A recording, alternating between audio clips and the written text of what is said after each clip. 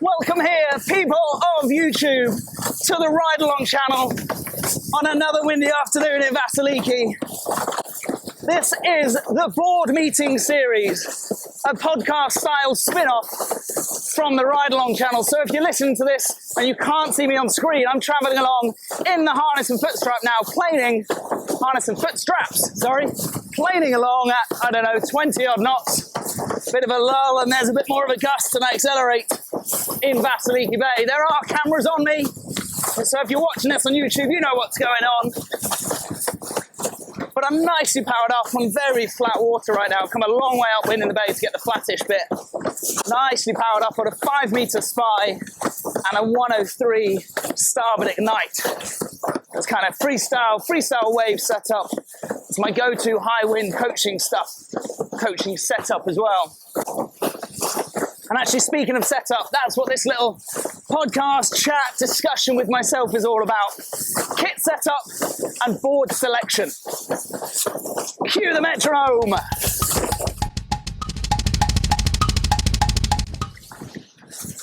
My hope here with the board meeting series is that you're on the way to or from a windsurfing spot. You're trying to get in the mood, you're trying to get some stoke up. Maybe you haven't windsurfed in a while and you miss the noise that you've got right now, the wind in your ear, the slapping of the board over the waves.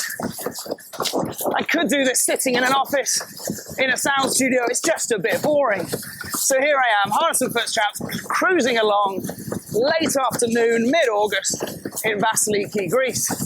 Which, by the way, if you are planning on coming out here at all to Vassiliki, doesn't matter where you're staying, I'm a freelance windsurf coach and I train instructors as part of the Nomad courses as well. But I'm here and I'm ready to go.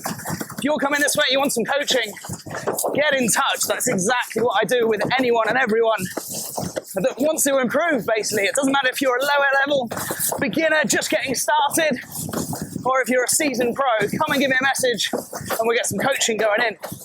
But I want to talk about size.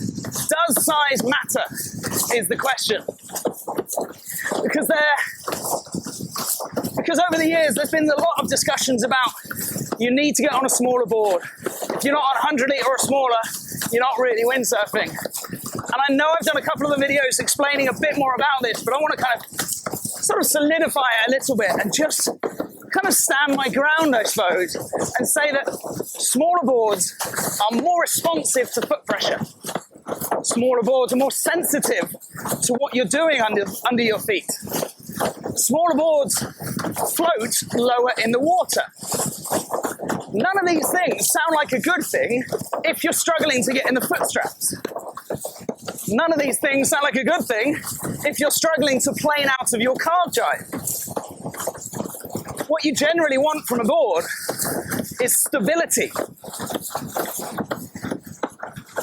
forgiveness, an easy board that can get up to speed comfortably, but isn't terrifying as at speed, and isn't going to wobble and throw you off the board if you do something slightly wrong with your sail or your foot pressure or whatever else might be going on.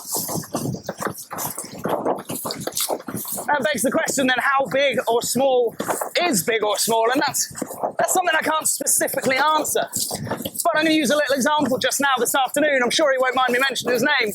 I just finished a little surprise session. A bit of a present actually from his family. Andy came over from Nikiana, a different spot in Left Carter Island over here, and windsurfed me for the afternoon. Andy windsurfs back home at the Witterings, and he's got 140 something, I think he said, 141 maybe.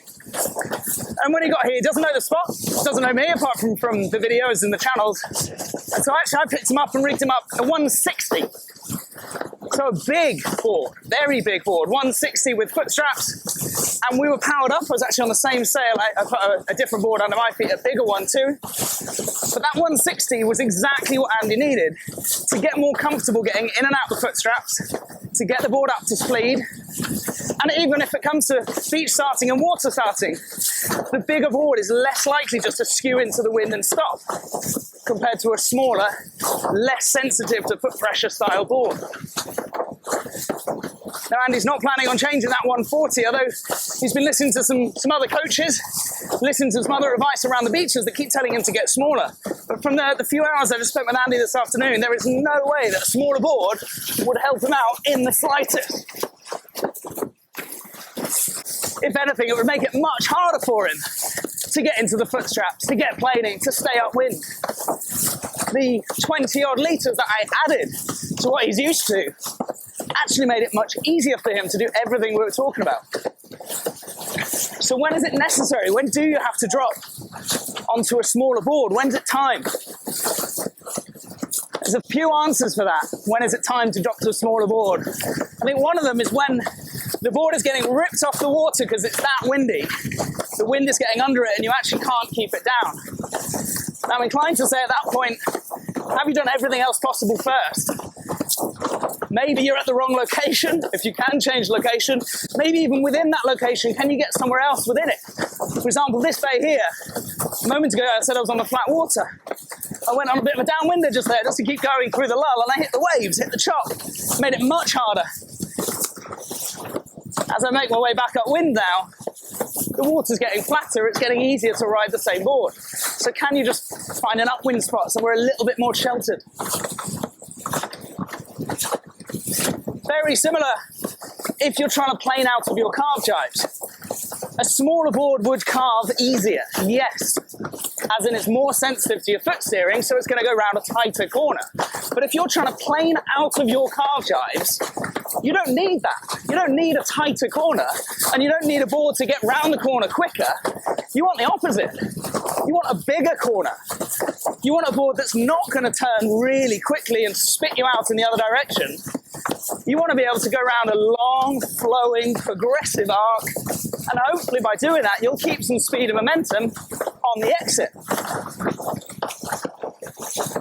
So why drop down and move on to a freestyle board or a freestyle wave board or something less free riding? A lot of the time, it happens too soon in people's development and actually starts to make things much, much harder. The summary, just in case you missed the point I'm trying to make here as I waffle and windsurf, is size matters. Bigger is generally better. There's no rush to start dropping down tiny little board size. And it doesn't matter if you're on a 130, 160 litre board. It's stable, it's forgiving, and they still plane really well. In fact, a board I love to teach on for getting into the harness and foot straps is a 150 to a 170 go from Starboard. Getting in and out the foot straps on that board, because it's so stable and so forgiving, amazing. Going around carve jibes on it, amazing. It's not too sensitive if you start stepping in the wrong place, start putting your weight too far forward, too far back, and it still planes very well, and it's fast. Now, when I'm talking about boards and speeds, I want to dive into that word fast, because it kind of gets thrown around that this board or that board might be a slow board. And I think the Go or the Carve from Starboard are good examples of that. I've heard it a couple of times that they're sort of branded as a slow board. And I don't think that's true at all. I think when you're comparing it to a fast board, like an Isonic or a Futura, then yes, they are a slower board. But it's like comparing, I don't know, let's find a family car, a Ford Mondeo. That's not a particularly fast car. I wouldn't say it's a particularly sporty car, but it goes pretty fast. I'm sure you could sit on the motorway at 130. That's kilometres, by the way. I'm sure you could sit on the motorway at 130 quite happily and still put your foot down and get more from it if you wanted to. But it's not fast compared to a sports car or a Formula One car. That doesn't mean it's slow. And that's where I think we've got the wrong idea of what a slow board is. They're not slow, they're just not sports cars. They're not Isonics or Futuras designed for slalom and pure flat out speed. They're designed for nice, comfortable planing. They're designed for stability and forgiveness to get in and out of the foot straps. And they plane perfectly fast enough to develop and learn and master, oh, it's a squeak in my voice, all of the classic skills that windsurfers are generally aspiring to learn, as in getting in the foot straps and carve jibes, staying upwind, that kind of stuff. Perfect. No, they're not a Formula One car. Doesn't mean they're slow.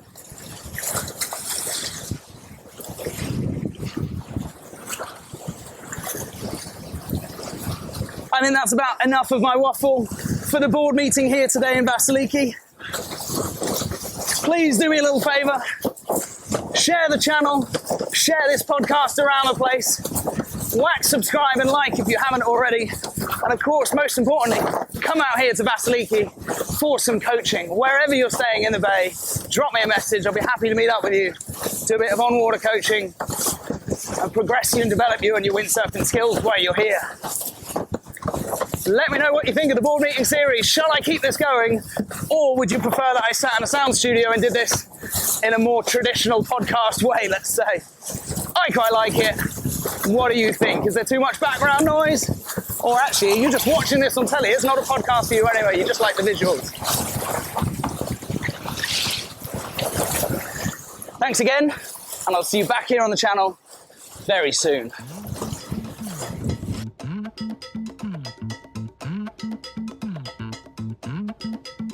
Okay.